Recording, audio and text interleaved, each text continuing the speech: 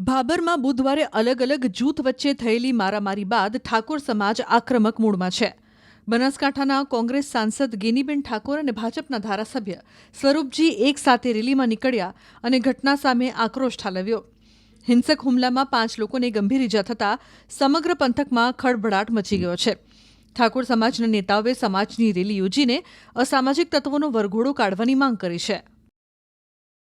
જે એમના ઉપર હુમલો કરવામાં આવ્યો અને આ વિસ્તારમાં બાબર સિટીનું અને આજુબાજુનું વાતાવરણ ડોળીને અસામાજિક તત્વોએ પોતાનો મનસૂબો અને પોતાની દાદાગીરી એ બહાર લાવવા માટેના જે પ્રયત્નો કર્યા છે એને વખોડી કાઢીએ છીએ.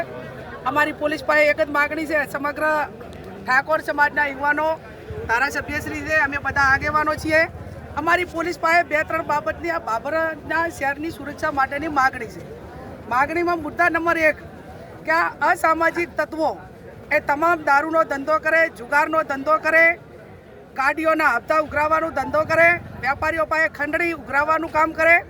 અનેક પુરાવો છતાં પોલીસ એમની સામે કાર્યવાહી કરતી નથી ને એટલા માટે કરીને એ પૈસામાં ચકચૂર બનીને જ્યારે એમનાથી પૈસા ઘટે ને સુવિધાઓ પૂરી ના થાય ત્યારે આ પ્રકારની બદલીઓ કરવાના પ્રયત્નો કરે છે. એટલે આને ડાબે નંબર 2, ગ્રામ્ય વિસ્તારમાં ભણવા આવતી દીકરીઓ 1% પણ સુરક્ષિત નથી.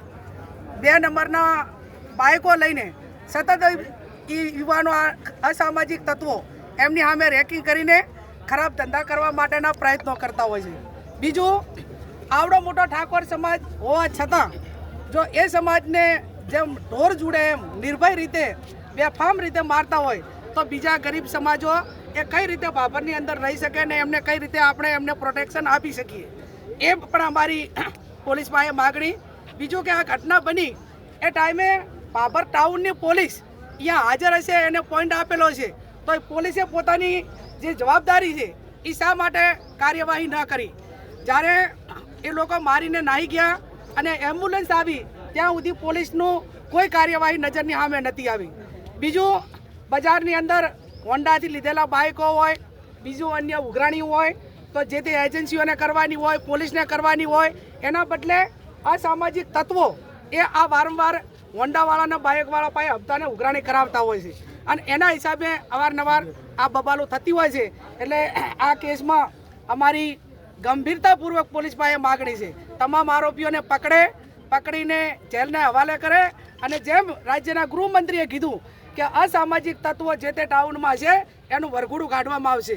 તો આ તમામ આરોપીઓને પકડીને શ્યામ હોટલે જ્યાં ઘટના બની ત્યાંથી કરીને પોલીસ સ્ટેશન સુધી એનું વરઘોડું કાઢવામાં આવે અને એમના સામે કડકમાં કડક કાર્યવાહી કરીને એની સાથે સંકળાયેલા જે વોટ્સએપ ગ્રુપો છે એ વોટ્સએપ ગ્રુપો મારફત વારંવાર મેસેજ કરીને ટોળા ભેગા કરીને એકયારે સામૂહિક હુમલા કરે છે. તો આ કઈ રીતે બંધાય, આ બાબતની માગણીઓ એ અમારી પોલીસ પાસે છે.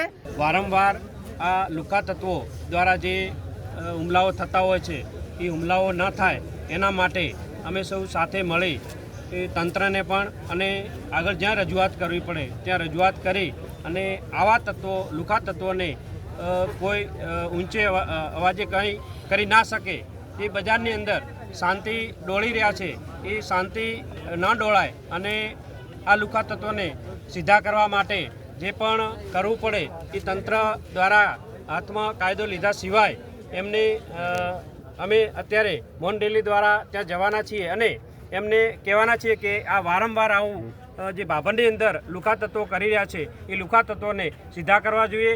જે બીજા પણ અન્ય ધંધાઓ ચાલે છે 2 નંબરના, એ પણ ભાભરની અંદર તમામ ધંધાઓ બંધ થવા જોઈએ અને જે પણ આવા ને સપોર્ટ કરી રહ્યા છે એ લોકોને પણ કહેવા માગીએ છીએ કે અમને સપોર્ટ કર્યા સિવાય આ લુકા તત્વોને કાયમી માટે નાબૂદ થાય એવું અમે તંત્ર પાસે માગણી કરી રહ્યા છીએ. ભાભરમાં બુધવારે જાહેર રોડ પર લોકો પર લાકડીઓથી ઢીંગાણું થયું, જેના કારણે નાસભાગ મચી ગઈ હતી. 2 અલગ અલગ જૂથો સામસામે આવી ગયા હતા અને રોડ પર ધોકાવાડી કરી હતી. ભરબજારમાં કેટલાક લોકોને લાકડીઓથી ઢોર મારવામાં આવતા રોડ પર નાસભાગ મચી ગઈ હતી. દ્રશ્યોમાં જોઈ શકાય છે કે રોડ પર કેટલાક લોકો દોડી રહ્યા છે.